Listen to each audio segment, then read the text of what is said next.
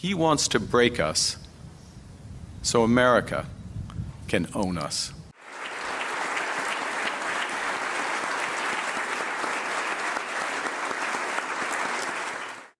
New Canadian Prime Minister Mark Carney on Sunday called a snap election for April 28th, saying he needed a strong mandate to deal with the threat posed by U.S. President Donald Trump. We are facing the most significant crisis of our lifetimes because of President Trump's unjustified trade actions and his threats to our sovereignty. The comments are a sign of how relations between the two longtime allies and major trading partners have deteriorated. Trump has imposed tariffs on Canadian goods and threatened to annex it as its 51st state. He wants to break us so America can own us. We will not let that happen. We're over the shock of the betrayal, but we should never forget the lessons. The White House did not immediately respond to a request for comment on Carney's remarks.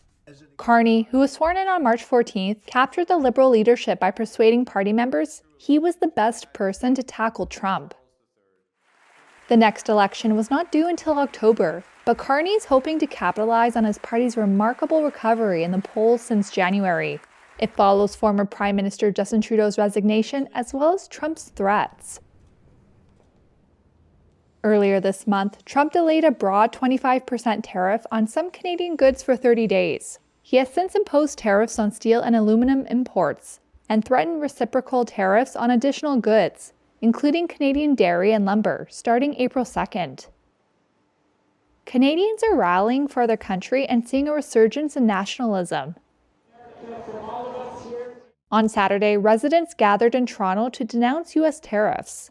Canada-U.S. relations top the list of issues preoccupying residents, according to recent polls. Carney, a former two-time central banker with no previous political or election campaign experience, now has 5 weeks to win over Canadians. On Sunday, Carney proposed cutting the lowest income tax bracket by 1 percentage point. Polls suggest the Liberals, who have been in power since 2015, have slightly pulled ahead of the official opposition Conservatives, who had led earlier in the year.